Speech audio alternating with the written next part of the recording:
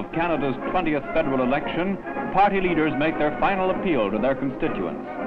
At Winnipeg, the CCF leader, M.J. Coldwell, addresses a rally. At a progressive Conservative meeting in Brockville, Ontario, John Bracken, the party leader, tells about that party's platform. The intensive campaign conducted by the Liberal Party sees its culmination in the nation's capital, where the Right Honourable William Lyon Mackenzie King defends the present government's wartime policy under his leadership. In the United Kingdom, all parties court the service vote. In London's Haymarket, a campaign headquarters is established. There, Johnny Canuck considers how to mark his ballot. Meanwhile, Canadian election officials emplain for the Western Operational Theatre. Their job is to collect the vote of all services. With many service candidates running for office, the campaign is conducted in real democratic style. The vote is quite heavy wherever Canadians are stationed. Full instructions are issued in the field so that every cross put on the ballot will mean an intelligent vote cast for the chosen candidate and party. Representatives of the women's services, too, are right there on the spot when it comes to exercising their franchise.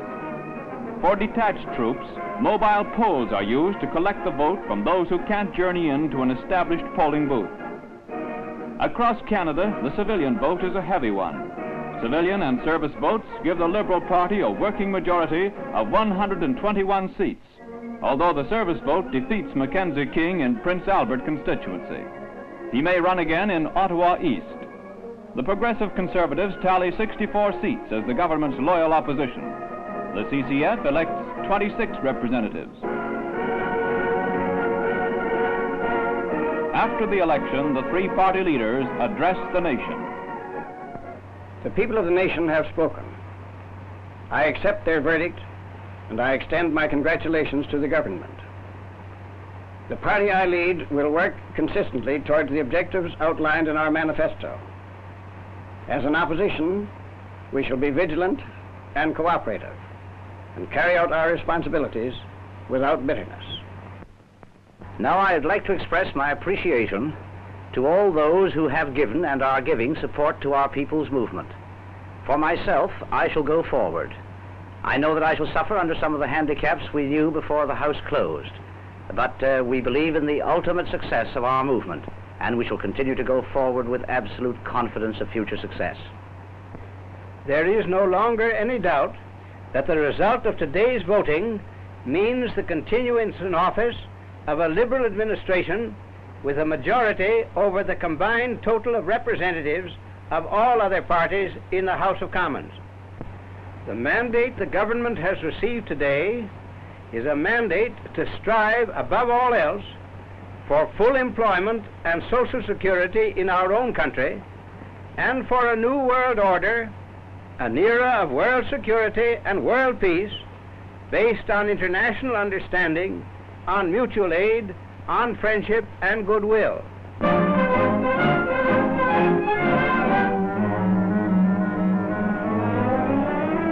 A wide area of Surrey, south of Guildford, is rocked as a great blast startles the county. The result of an explosion at one of Canada's largest ammunition dumps in England leaves a trail of wreckage behind. Steel ammo huts are reduced to scrap by the force of the first explosion heard 20 miles away. Disposal squads clear the ground after a series of detonations which last some 3 hours. Exploded ammunition cases are collected. No lives are lost, although 4 Canadian soldiers suffer injuries, including one captain who is blown out of the officers' mess. The sick bay is ruined, but nappy girls carry on as the camp cleanup gets underway.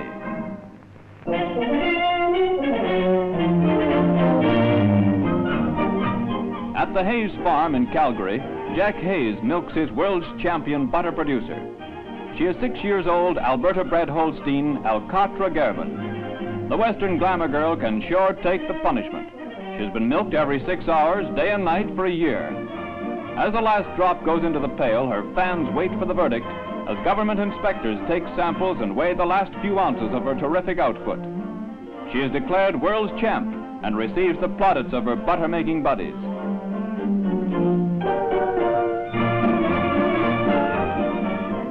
butter fat equivalent to 1,761 pounds of butter is produced in 365 days by the margarine maker's nightmare, the bovine blitzkrieg from the budding west, Miss Alcatra Gerbin.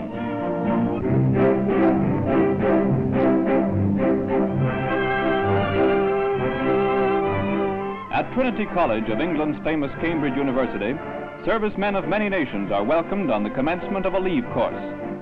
Cambridge is typical of other British universities who have thrown open their doors to visitors of the Allied nations. For a week, they attend lectures on various topical subjects. The main reason behind the scheme, however, is to interpret English college life to the troops. The only time they come together as a group is during the special classes.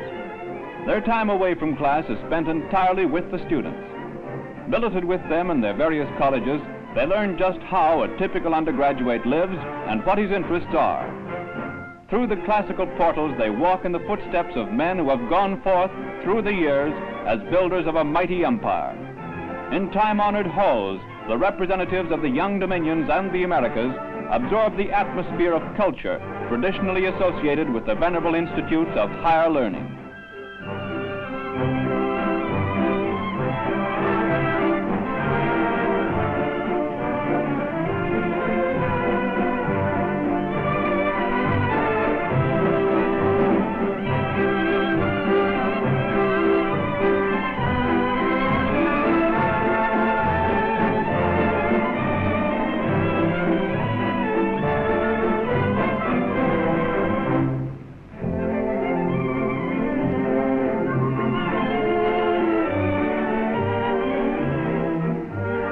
At the appropriate time, following the British custom, everything stops for tea.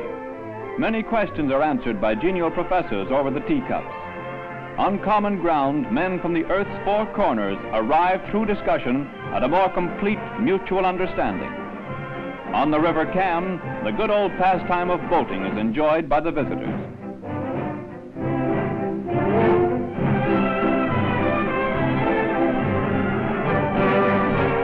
After a pleasant 6 days spent in charming surroundings, the group is ready to go back to their respective units.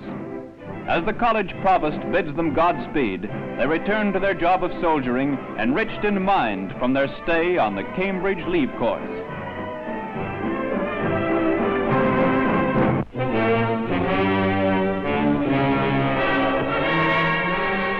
Canadian Provo carefully examine all luggage of the defeated master race before they commence their long trek back to their own country. Loot of all descriptions and kinds, culled from helpless Hollanders during occupation, will be returned to its original owners. Across the great causeway of the Zuider Zee, the hopeless thousands in horse-drawn vehicles head for home. German women camp followers who trail the victorious Wehrmacht are sorted out so that they too may be sent back. At IJmuiden, Jerry's travel on their own minesweepers under escort of the Royal Navy. The boats take the garrison away from the territory it held for so long.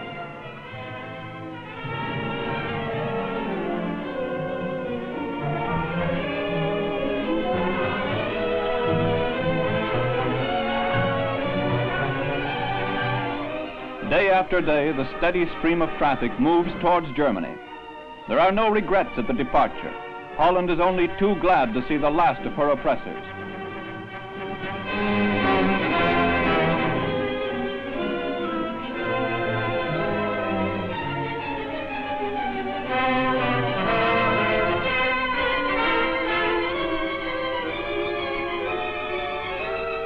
Bivouacs give tired Germans a rest.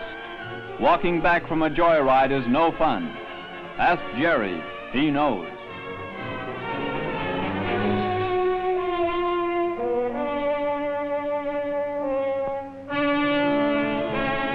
At the border, the long march goes into its last phase. The return is not a happy one for a vanquished army. From living on the fat of captured countries, they now must work to raise Germany from her shattered depths. Thus she may live in peace with her neighbors, respecting other men's rights.